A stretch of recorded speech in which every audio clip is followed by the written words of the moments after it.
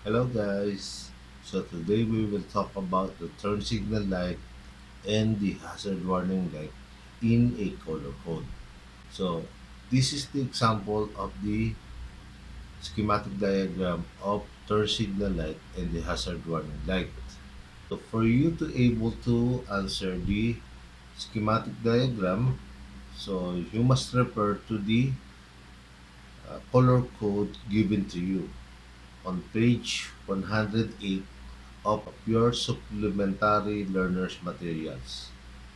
This is the color code you must enter in your ignition switch and turn signal switch connection.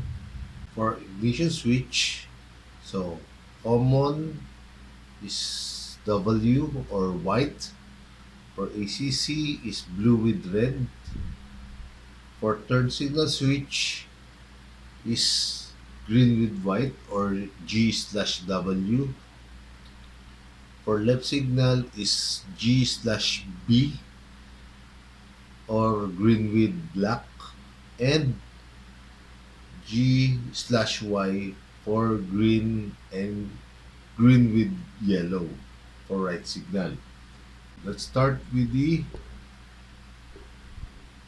wiring connection. So first you must enter the color code of the ignition switch. So what is the color of the common of the ignition switch? So yes, that is W. Ammeter connected to the common of ignition switch. Then blue with red connected to the line 1 of fuse.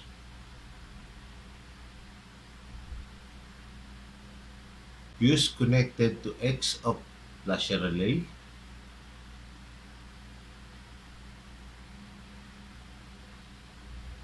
Then L connected to the common of turn signal switch.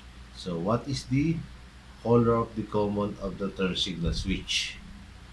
So yes, green with white or G slash W.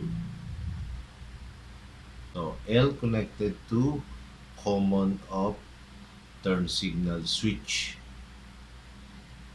Next, for left signal is green with black.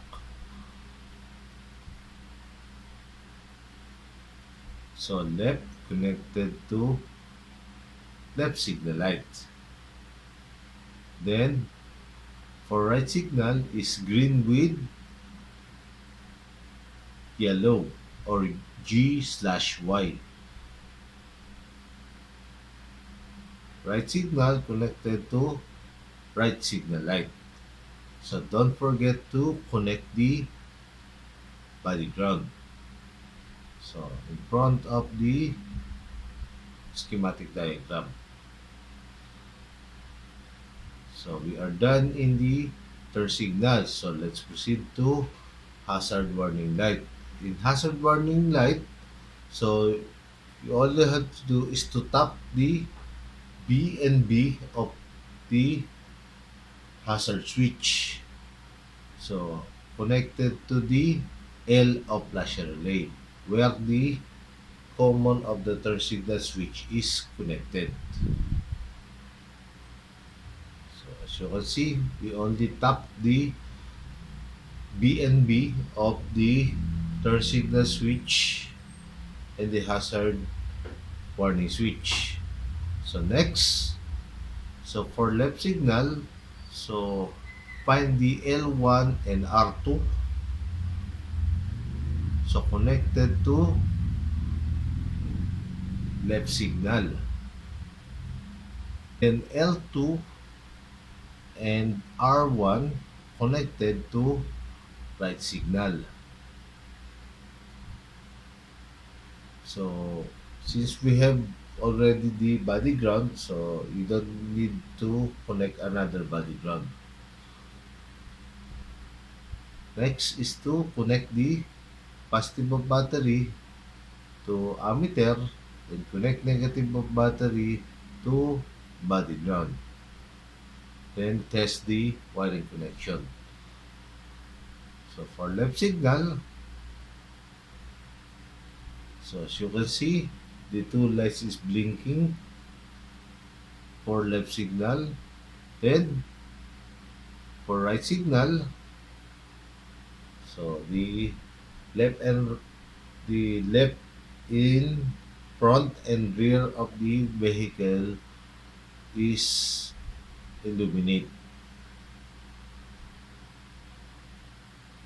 And for hazard warning light, so the four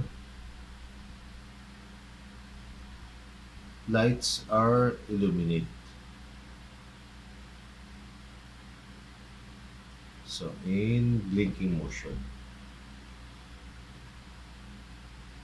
So that is how to connect the turn signal light and the hazard warning light. Thank you for watching.